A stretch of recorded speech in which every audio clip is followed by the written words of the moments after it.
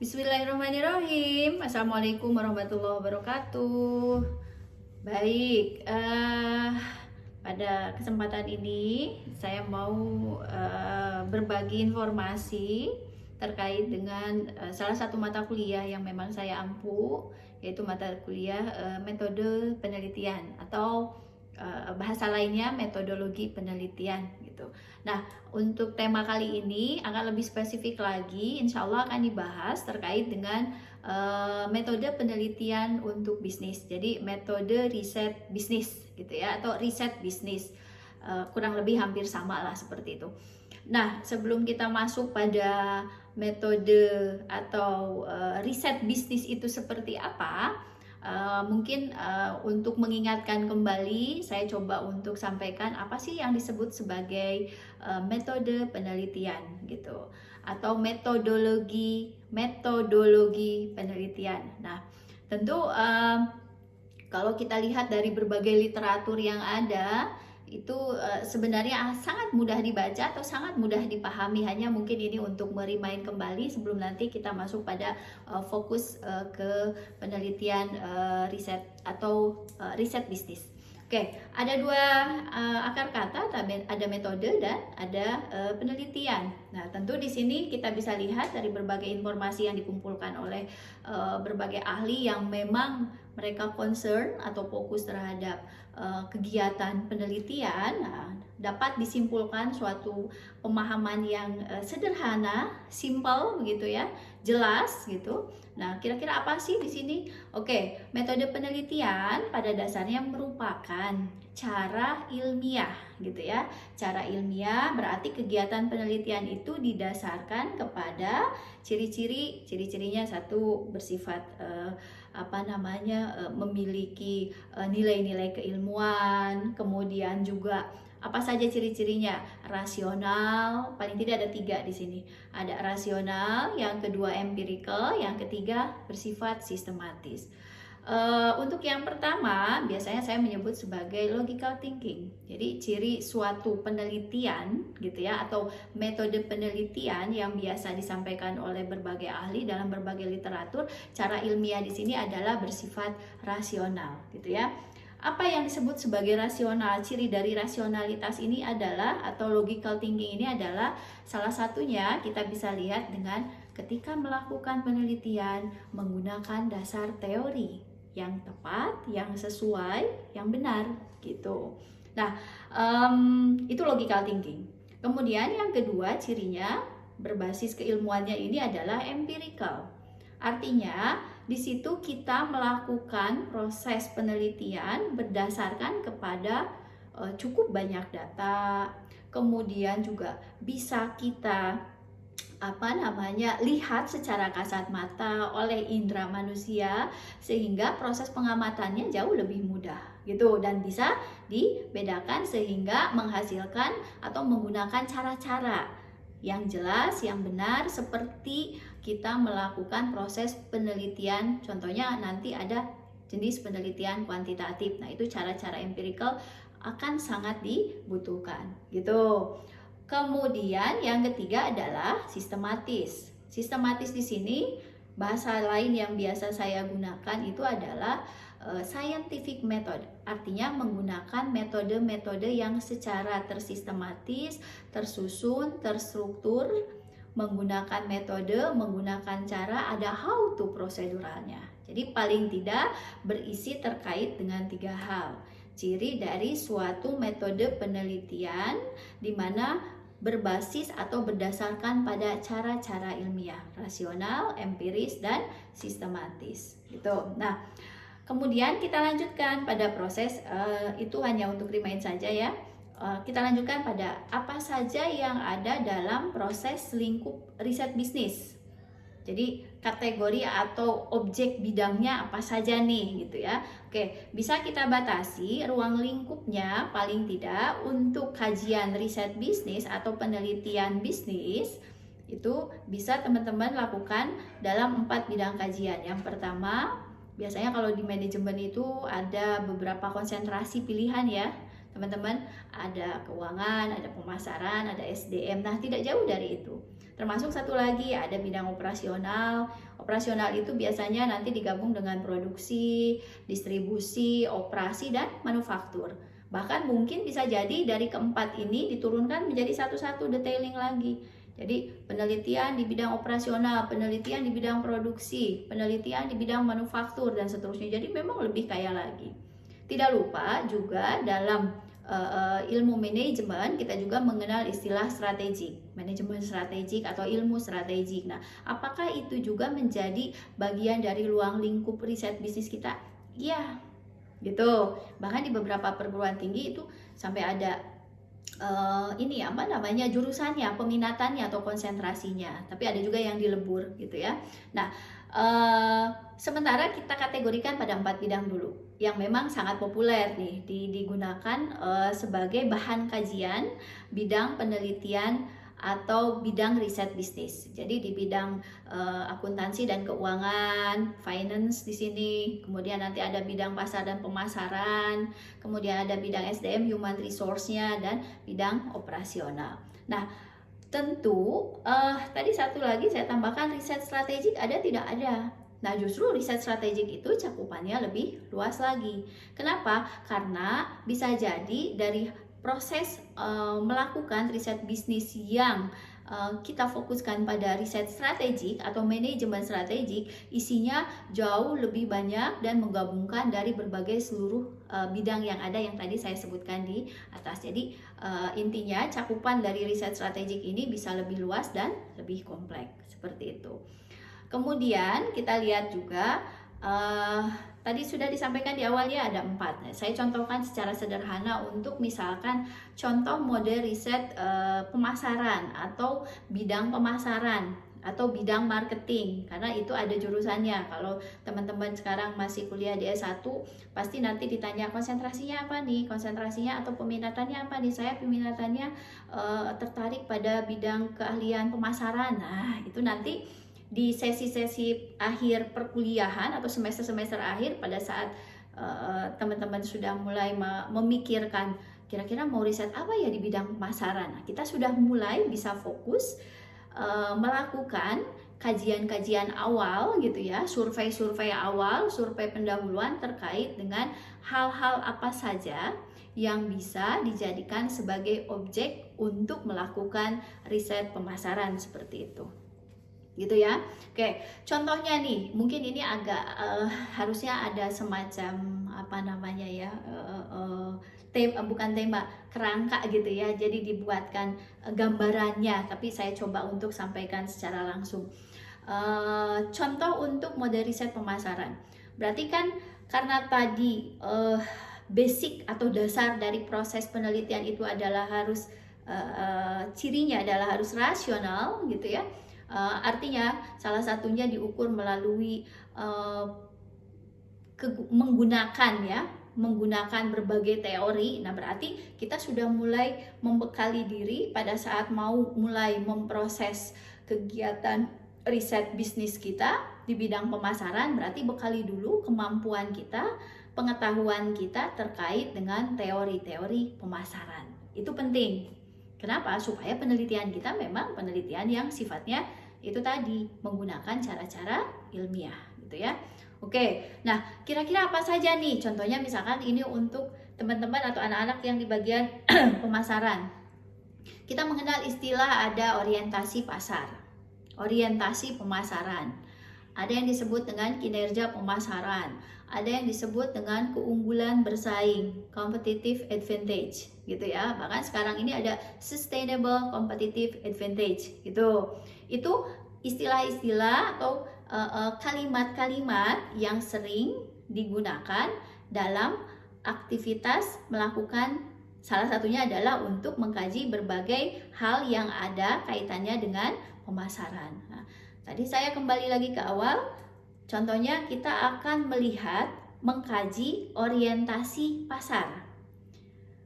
Apa saja nih yang harus kita persiapkan bahan bakunya? Tentu kita harus tahu dulu orientasi pasar itu didasarkan kepada apa sih?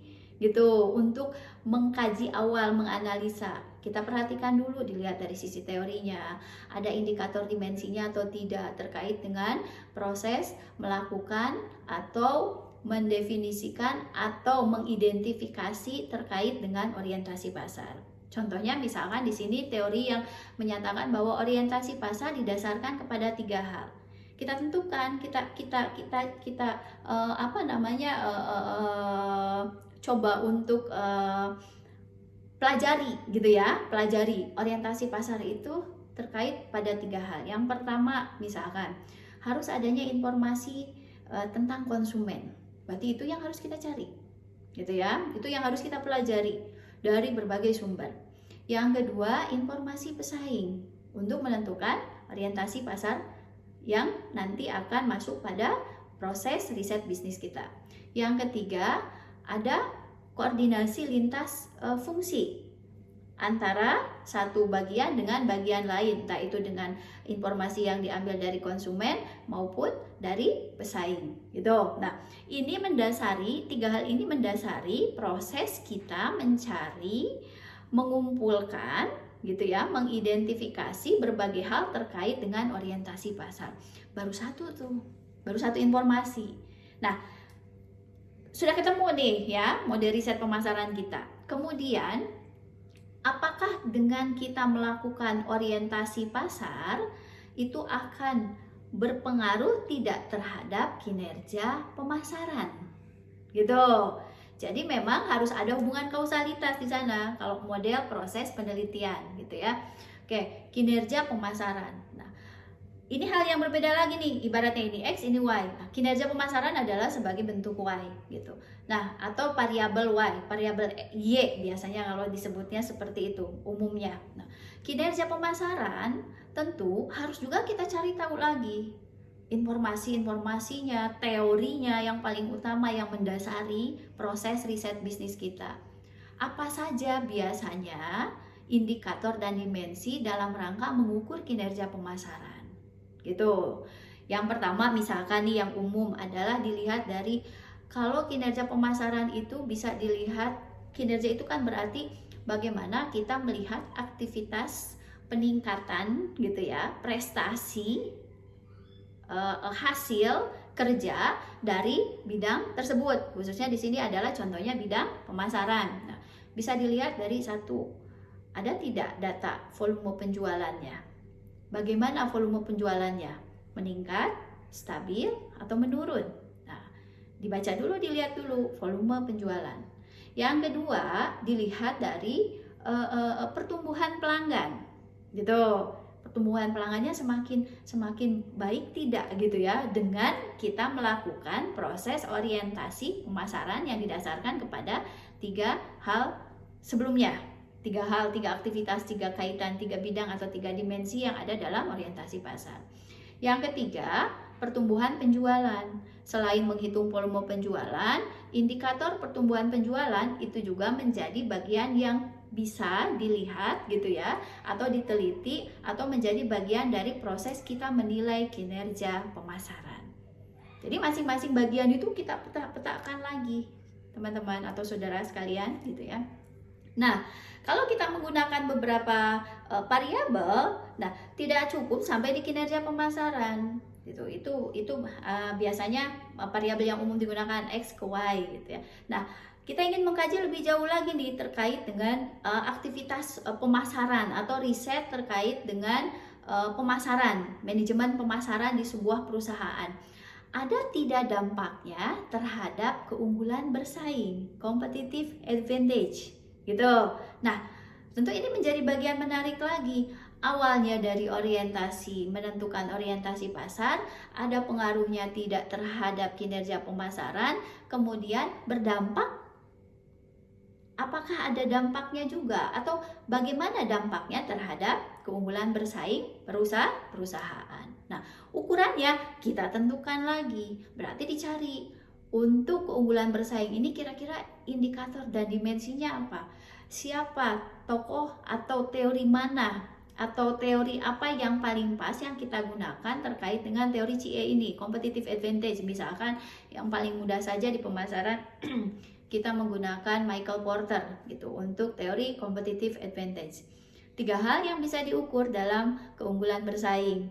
Dilihat dari dimensi-dimensinya, ada durabilitas, ada imitasi, imitabilitas, kemudian ada kemudahan menyamai gitu ya, atau imitasi sama, hampir sama dengan atas gitu ya. Nah, itu bagian dari kita melakukan proses atau kita melihat dampak dari dua variabel di atas, dua variabel sebelumnya, yang kita ukur bagaimana hasil akhir terhadap dampak keunggulan bersaing. Apakah perusahaan bisa bersaing dengan cara menggunakan orientasi pasar yang gitu kan, diharapkan ini juga berpengaruh terhadap kinerja, tapi dampaknya bisa dirasakan pada meningkatnya keunggulan bersaing perusahaan. Nah, kita bisa tambahkan lagi dalam kinerja perusahaan, oh ternyata ada faktor-faktor lain lagi. Ada strategi marketing di dalamnya. Kita ambil satu misalkan, kan ada 4 atau 5 mix marketing strategik. Kita ambil deh yang sekarang lagi banyak digunakan, menggunakan strategi promosi. Nah, apakah promosi juga ini menjadi bagian penting dalam proses meningkatkan kinerja pemasaran? Kaitannya bagaimana dengan orientasi pasar? Jadi, teman-teman, saudara-saudara sekalian, sebenarnya ini sangat multivarian gitu ya, sangat kompleks membahas terkait dengan kinerja pemasaran. Jadi kalau kata akhirnya adalah tujuannya adalah kinerja pemasaran, tapi kita kaitkan ada dampaknya dipengaruhi oleh apa yang ada dipengaruhi sebelumnya, itu tentu menjadi sebuah kajian yang komprehensif, terintegratif gitu, dan menggunakan berbagai model dan sistem serta cara. Tentu tidak lepas dari ketiga hal tadi, rasional, empiris gitu ya, kemudian sistematis. RES gitu, rasional, empiris, sistematis. Sistematis itu tadi contoh yang saya kemukakan secara bahasa seperti itu, tapi mungkin kalau bisa ketika saudara-saudara atau teman-teman sekalian mau melakukan proses mengidentifikasi, alangkah lebih baiknya itu dibuat dengan menggunakan kerangka pemikiran, dibuatkan mind mappingnya, mind reference-nya gitu ya, dibuat blok-bloknya supaya lebih sistematis. Karena bisa jadi kita lupa ketika di awal kita menyampaikan A, bisa jadi pada berikutnya agak keselipet gitu ya, lupa, kemudian kita menyampaikan jadi yang B. Tapi kalau ditulis, dibuat bagannya, kerangkanya, saya kira itu jauh lebih membantu kita untuk, oh ya, harusnya kan mulainya dari sini, ini prosesnya, outputnya ini gitu ya. Oke, nah itu contoh untuk model riset pemasaran. Kemudian untuk contoh model riset SDM. Nah, sama seperti model pemasaran, tentu ini juga banyak informasi yang bisa digali dari aktivitas yang terkait dengan bidang kegiatan human resource atau bidang kegiatan sumber daya manusia, baik itu di sebuah perusahaan, sebuah lembaga, ya, yayasan gitu ya, BUMN atau apapun lah yang berbentuk organisasi seperti itu, atau yang mengelola ya, yang mengelola banyak karyawan, banyak pekerja, banyak pegawai. Nah, itu bagaimana contoh model riset SDM-nya. Nah, seperti tadi yang disampaikan di awal untuk riset pemasaran, begitu juga dengan riset SDM. Setidaknya kita harus mengidentifikasi beberapa hal terkait dengan bahan baku teori. Karena ini penelitian harus bersifat rasional, dasar rasionalitas adalah use theory, gunakan teori yang berkesesuaian, yang tepat, yang sesuai, yang benar gitu ya. Oke. Misalkan di sini hal-hal yang terkait dengan MSDM, teori-teori MSDM, ada teori motivasi, ada teori kepuasan kerja gitu ya, satisfaction, ada produktivitas kerja, ada prestasi kerja atau kinerja, ada kompensasi, ada konflik gitu ya, ada efikasi, wah banyak sekali hal-hal yang terkait dengan aktivitas proses pemberdayaan gitu ya, empowering gitu dalam sebuah organisasi atau lembaga, bagaimana organisasi atau lembaga tadi mengelola sejumlah aktivitas yang terkait dengan pemberdayaan sumber daya manusianya. Nah, contoh yang paling mungkin saya beri contoh yang tidak terlalu sulit gitu ya, misalkan bagaimana kaitannya dalam sebuah lingkungan terkecil Contohnya di sini adalah lingkup keluarga, ada yang disebut sebagai konflik keluarga. Di dalamnya ada peran orang tua, ada ibu, ada anak gitu ya, ada bapak gitu ya. Nah, kemudian mereka masuk dalam situasi lingkungan kerja di mana konflik keluarga ini bisa mempengaruhi terkait dengan aktivitas pekerjaan sehingga menimbulkan stres kerja. Nah, stres kerja itu bagian dari satu subindikator dari konflik keluarga. Termasuk juga konflik keluarga apakah ada keterkaitannya atau korelasinya atau pengaruhnya terhadap kepuasan hidup gitu, atau mungkin bahasa lainnya juga bolehlah kepuasan kerja gitu.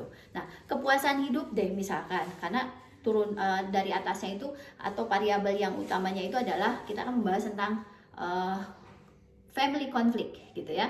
Nah, konflik itu berdampak pada kepuasan hidup dan stres dalam pekerjaan. Nah, di kepuasan hidup tentu akan kita lihat lagi turunannya kemana? Ke kepuasan kerja. Stres kerja juga akan berdampak kepada kepuasan kerja. Nah, ujungnya dari kepuasan kerja, misalkan seseorang yang bekerja penuh dengan konflik itu dibawa dari lingkungan terkecilnya yaitu rumah tangganya atau keluarga kecilnya yang berdampak pada tingkat stres pada saat menyelesaikan pekerjaan. Tentu bisa kita lakukan pengkajian atau penelitian, bisa. Apakah akan berpengaruh terhadap kepuasan kerja dan berdampak tidak terhadap prestasi kerja. Gitu.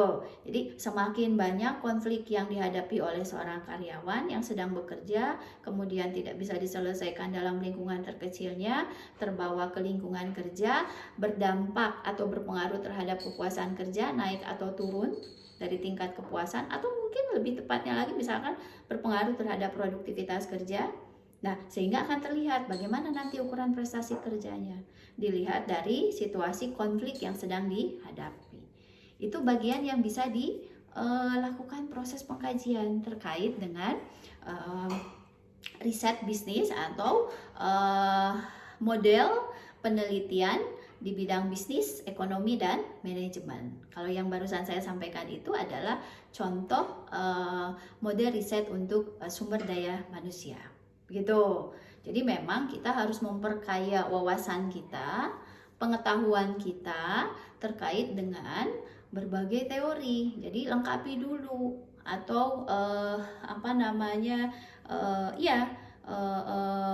persiapkan dulu apa bahan baku dari pengetahuan yang harus kita miliki terkait dengan objek kajian yang nanti akan kita lakukan sebagai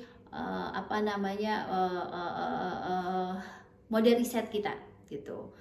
Kalau fokus pada SDM berarti cari kajian-kajian gitu ya, teori-teori baik itu yang sudah berbentuk buku atau juga mungkin dalam bentuk-bentuk kajian jurnal-jurnal ilmiah yang memang berdasarkan hasil riset. Nah, boleh silakan dicari, digali informasinya sebanyak-banyaknya. Jangan lupa fokuskan pada aktivitas bidang kajian kegiatan-kegiatan yang ada di wilayah atau bagian sumber daya manusia.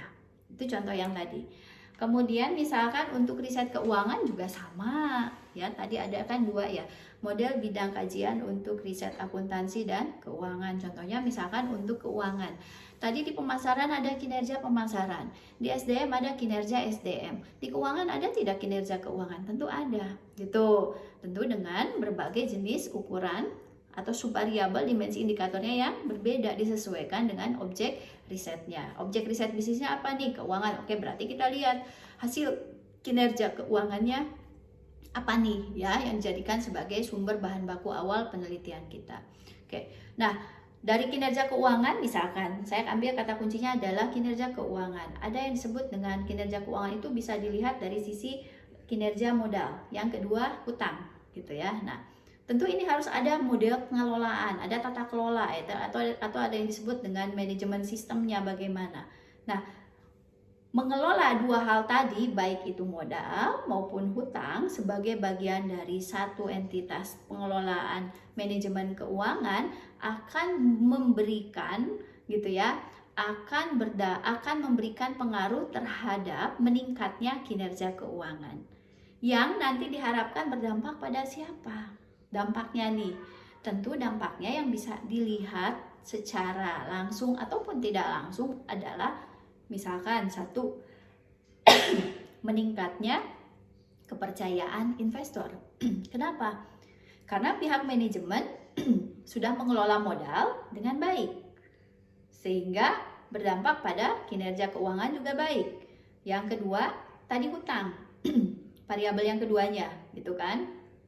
Jadi judulnya bisa begini nih temanya teman-teman atau saudara sekalian, pengaruh pengelolaan modal dan pengelolaan hutang terhadap meningkatnya kinerja keuangan yang berdampak pada meningkatnya, gitu kan, atau yang berdampak pada kepercayaan investor terhadap perusahaan tersebut. Sudah jadi itu satu tema, tinggal nanti diperhalus saja gitu. Jadi memang sangat-sangat lebih fokus dan memang diharapkan tujuan dari penelitiannya akan tercapai gitu. Satu hal yang memang harus sangat diperhatikan dan jangan pernah mengabaikan dari arti tujuan penelitian, karena dari tujuan penelitianlah kita bisa melihat sebenarnya berhasil atau tidak, sukses atau tidak, benar atau tidak, gitu kan. Proses riset yang kita lakukan ini baik mulai dari input, proses dan outputnya, gitu. Nah, yang nanti akhirnya sesuai dengan tujuan yang ditetapkan di awal, gitu. Oleh karena itu, biasanya saya selalu mengoreksi ke teman-teman yang sedang melakukan proses penyelesaian tugas akhir. Di bab 1 itu ada rumusan masalah, diawali dengan identifikasi masalah, rumusan masalah, tujuan dari penelitian atau kegunaan dari penelitian. Itu nggak bisa main-main, nggak bisa hanya sekedar copas. Yang penting untuk menguji, menganalisis harus dipertanggungjawabkan. Sejauh mana tujuan penelitian itu tercapai berarti bisa menjadi salah satu indikator atau ukuran keberhasilan dari riset tersebut, gitu. Oke, nah itu contoh dari sudah tiga ya. Tadi ada dari contoh riset pemasaran, contoh dari riset keuangan SDM, yang ketiga contoh dari riset pemasaran. Gitu, saya kira ini hal-hal yang sangat sederhana, tapi memang modalnya itu adalah atau basically pengetahuan kita terkait dengan gitu informasi teori yang memang harus kita dalami, harus dijadikan sebagai bekal awal untuk kita melangkah melakukan proses riset. Itu sangat dipentingkan, sangat penting sekali. Jadi jangan sampai kita melakukan proses riset tapi kita belum punya bekal gitu ya, pengetahuan, setidaknya sambil berjalan lah ya, sambil mencari-cari, entah itu mungkin sekarang itu bisa dengan browsing gitu ya, kira-kira teori apa, atau yang paling mudah adalah kita bisa membandingkan satu hasil jurnal dengan jurnal yang lain terkait dengan satu kajian riset yang nanti akan kita pilih, apakah di pemasaran atau di keuangan atau di SDM. Demikian sementara yang bisa saya sampaikan. Nanti kita akan lanjutkan lagi. Tadi sudah difokuskan kepada contoh model riset bisnis yang sementara ini banyak di antara teman-teman yang berkuliah di jurusan manajemen mengambil ketiga peminatan itu, dan tentunya ini menjadi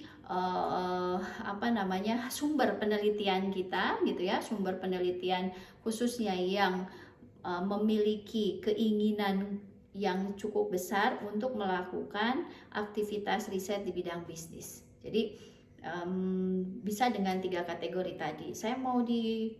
Karena saya berminat atau saya konsentrasinya SDM, berarti fokuskan pada SDM. Pelajari teori-teorinya, gali lebih dalam lagi. Kira-kira apa saja? Mungkin 2 variabel cukup, silahkan, tapi lebih mendalam lagi, gitu. Sehingga semuanya akan terlihat, gitu ya. Oke, kedalaman kita menggunakan teori, data-data empiris yang kita kumpulkan, termasuk cara atau sistematika dalam proses melakukan penelitiannya. Karena pada dasarnya kita mengacu kepada teori awal, apa sih yang disebut sebagai metode penelitian atau riset bisnis gitu ya, yang akan kita lakukan. Oh, gampang sekali sebenarnya cara ilmiah, berarti kan ada metode gitu. Kembalikan lagi saja ke situ gitu ya, dengan ciri-ciri adalah meneliti itu rasional. dengan teori cirinya. Kalau rasional, ada teori yang digunakan di dalamnya. Yang kedua, berbasis kepada data, empirical, indrawi gitu ya. Oke. Kemudian yang ketiga, sistematis, artinya proses yang digunakan menggunakan berbagai langkah, metode, cara sistematis. Kalau perlu digambarkan, ada grafiknya, ada tabelnya, ada matriksnya gitu kan, ada model paradigma penelitiannya, tersusun, tersistematis. Apalagi kita ada di bidang kajian atau mungkin kita berkuliah di khusus fokus pada konsentrasi di jurusan manajemen. Saya kira dari awal kita sudah punya basic yang cukup baik terkait dengan teori atau pengetahuan tentang manajemen. Input, proses, output itu sudah satu rangkaian yang tidak bisa dihindari, harus dijalankan gitu ya. Begitu juga dalam proses penelitian secara sistematis, apa yang menjadi inputnya, how to prosesnya, nah outputnya apa saja, tujuan dari penelitian itu apa saja gitu. Oke, sampai di sini yang bisa saya sampaikan terlebih dahulu. Mudah-mudahan nanti kita bisa sambung lagi dengan kelanjutan materi dari metode riset bisnis. Demikian, terima kasih. Assalamualaikum warahmatullahi wabarakatuh.